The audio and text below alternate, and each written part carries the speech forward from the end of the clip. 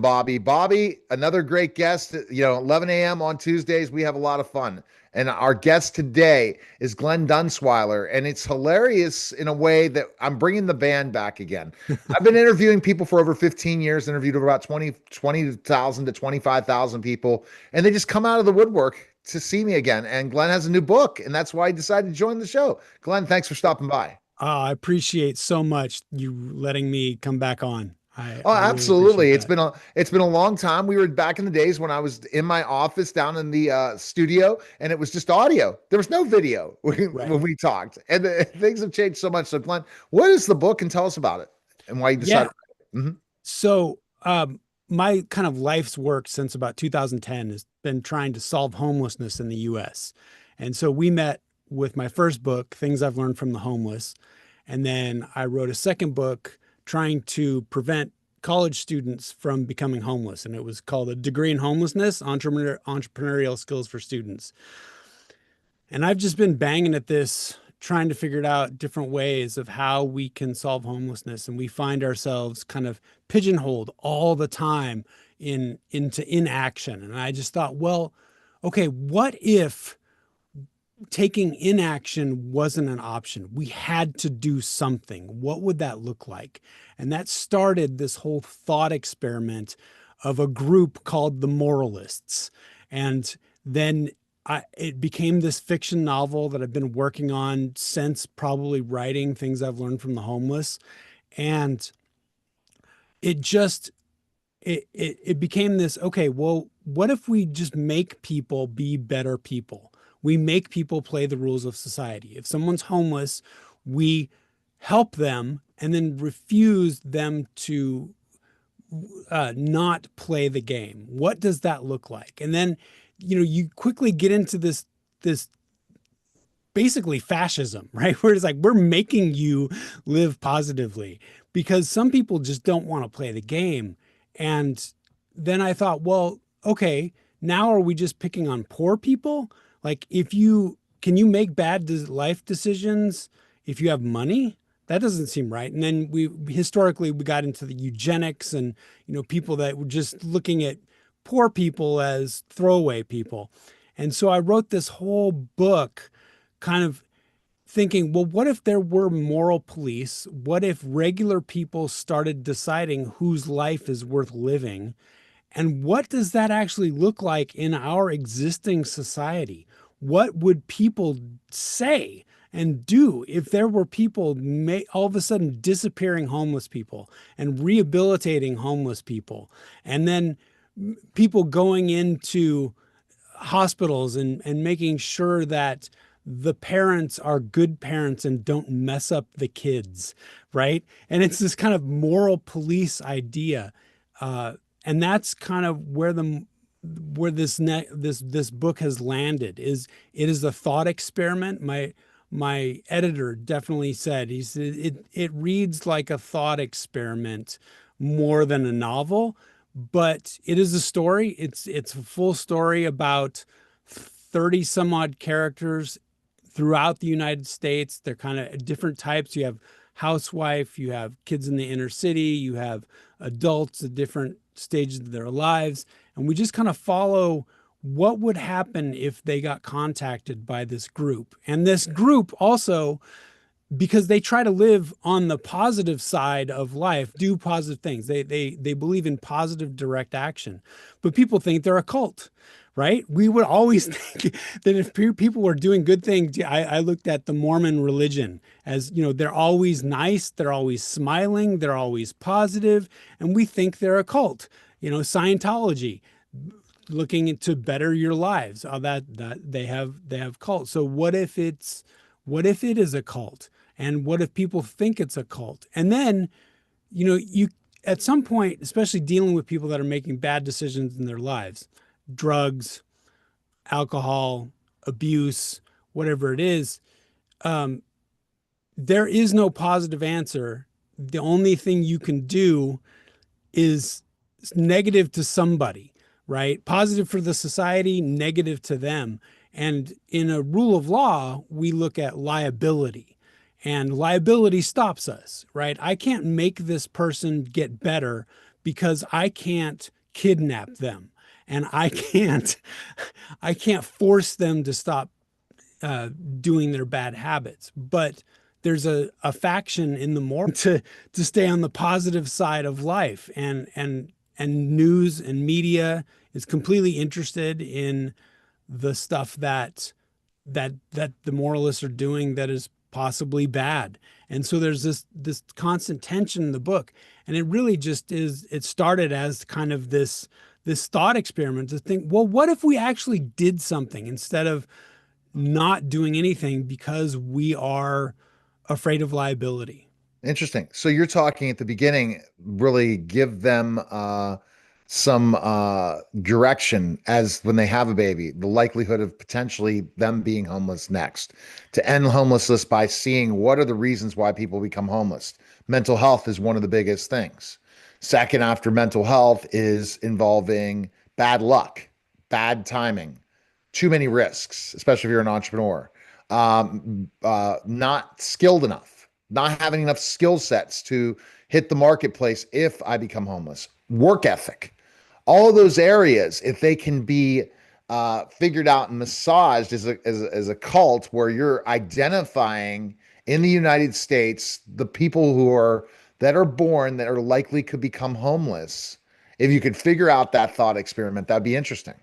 Yeah. And what we're seeing in the real world now, because for the past 10 years, really the homeless society, the people that are trying to help homeless people have pushed housing first and harm reduction. And what those two things have done is they've made taxpayers pay a lot of money for nothing because it's not gotten better. So now everybody's sick of it. And my fear, this is my fear in the real world, is we're going to get tired of it and we're going to go back to internment camps and insane asylums.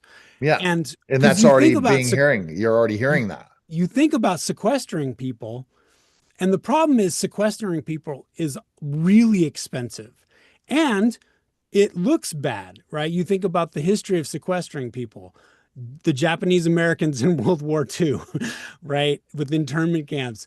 And it's a bad look. And then you also think about insane asylums and the neglect that happens, because if you have to take care of someone that can't take care of themselves and is also problematic, that costs a lot of money. And it's also a drain on the people that are trying to help. If you Yeah. work with a person that is a problem, a behavior problem, that hurts you. And so I started to think, well, what if we go back to what would an internment camp look like? And in the book, we have the main one we focus on is sad camp. But ideally, there's a sad camp and a bad camp and a mad camp, right? You have a mad camp for the people that are mentally ill. You have a bad camp for the criminals.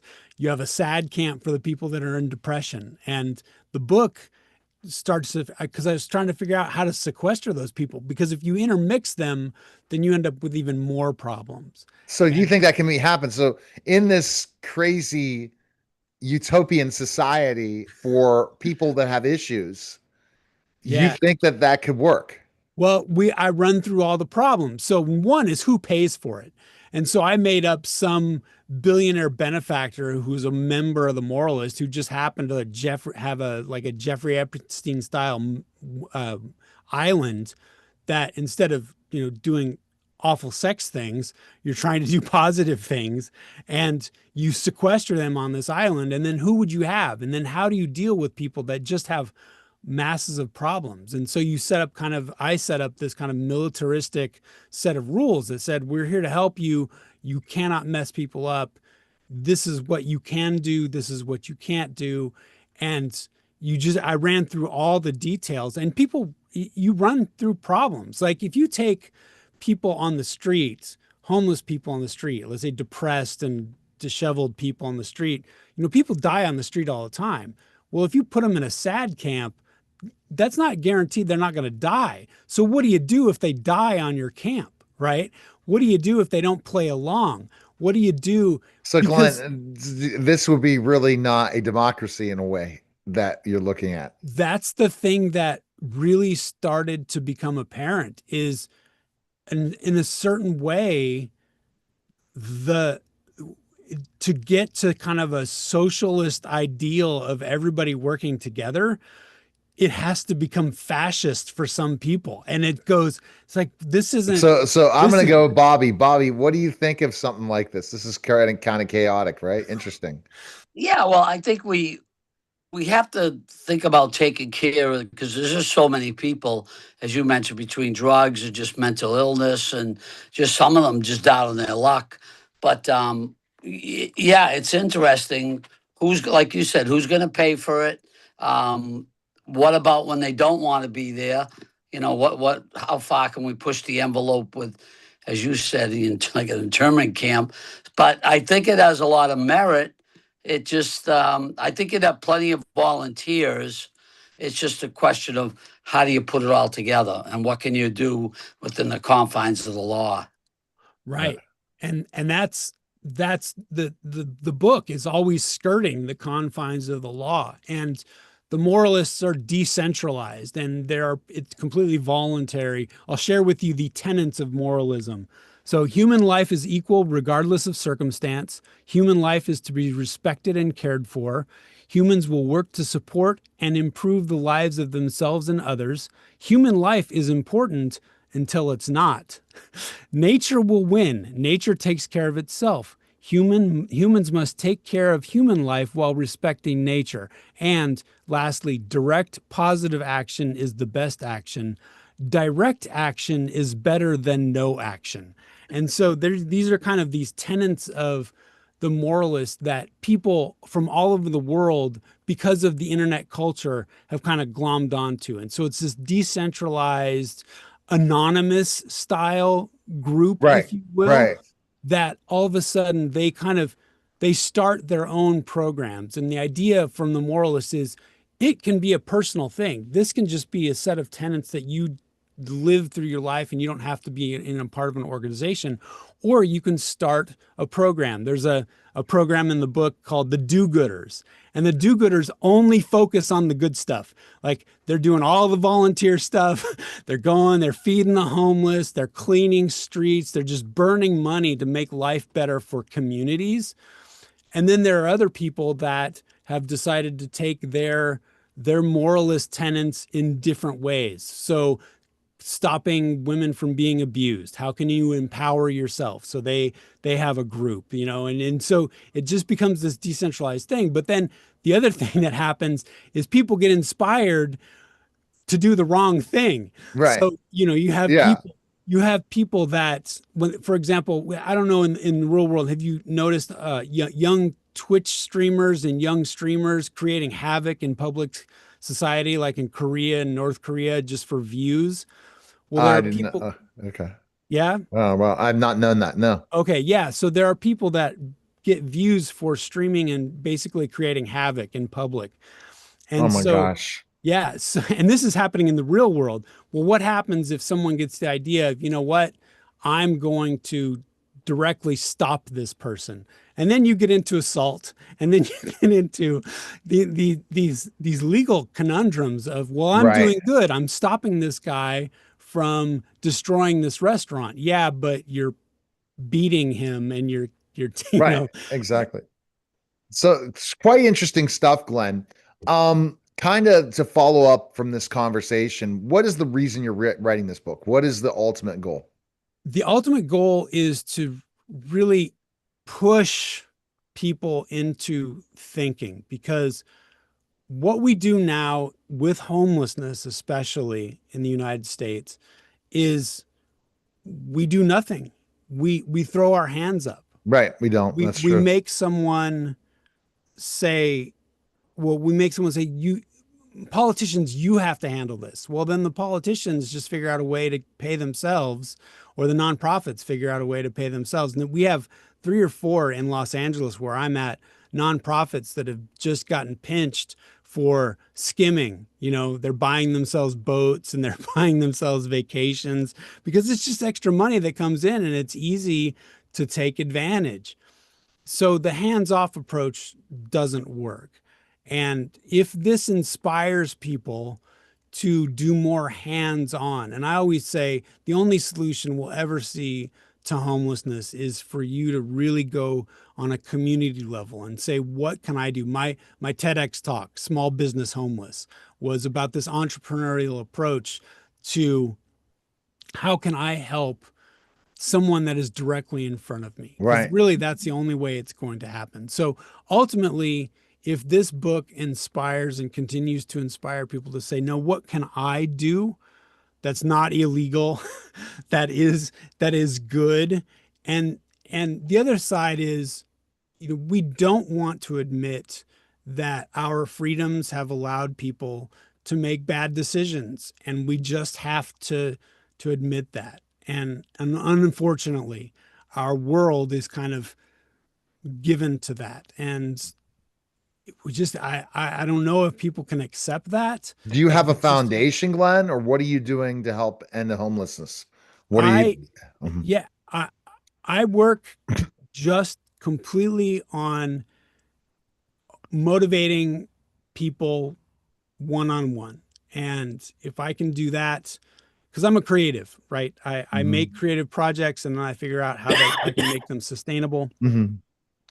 But this homelessness thing that I've been working on since 2010, it's never getting better. And I just keep thinking, what can I do to hopefully find a Fix it. solution Yeah. to enlighten someone to say, wait, I'm a realtor. I have these certain skill sets. How can I use this to not only make money, but to help people? Because in the United States, what I've found is we either make money or we help people. That's the training we get. We don't we haven't figured out how to make money and help people. And there are Well, business models out there. I got And some ideas on that, my friend. yeah, and so that's kind of where I would like people to land is if you can't we I say we have homelessness for two reasons. One, the degradation of family and community. We're not taking care of each other like we used to Mhm. take care of each other. Hmm. And we're also investing ourselves out of shelter. Because of capitalism, real estate is an investment and it's not just a need for human beings. And Right. at some point, we're seeing it now. It's just not sustainable. So how do you get people into shelter when they can't make enough money for the realtors to make a profit, an investment, right? It just becomes this kind of unsustainable thing. So that's kind of my goal, is to always just poke the bear to say, what are we doing and how can we solve this? And how can you solve this? And hopefully I can give you some ideas with this thought experiment or with my books or with my TEDx. Right. Exactly. To the All right. homeless So people, and then my last one. To the homeless people, most of them have the ability and the desire to producing, do anything, work, or you think it's just they can't find something, or they don't have that desire. It's a combination, and it's really what I tell people is find someone that is willing to receive your help. I also say women and children first because they're the most apt to taking help and to understanding your or taking advantage of what you can provide them. A lot of men on the street have huge chips on their shoulder, right? And and they're not going to take your help. So I say go for the low hanging fruit, the people that are receptive.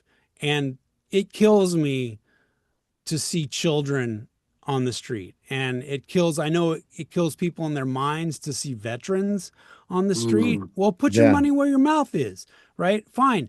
Don't go after the hard man that has never served his country. If you really care about veterans, find one and make sure they succeed. And they could have problems that you cannot overcome, but at least you tried. And then sometimes you find one that you can get back right with your skill set, or with kids or with women.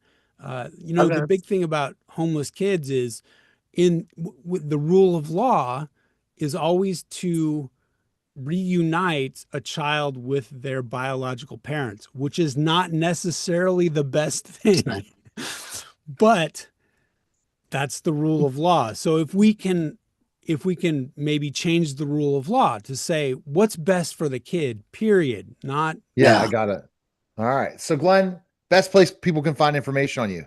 Where can they yeah, go? GlennDunsweiler.com. If you can spell my last name, you can find me. I am apparently, Google says, the only Glenn Dunsweiler on the planet. So Yeah, Glenn, you're good to go. G-L-E-N, and You're then good to go. Dunsweiler, All right. Dunzweiler. All right. And go also to next4million.com to check out Bobby. Appreciate it, guys. That was a special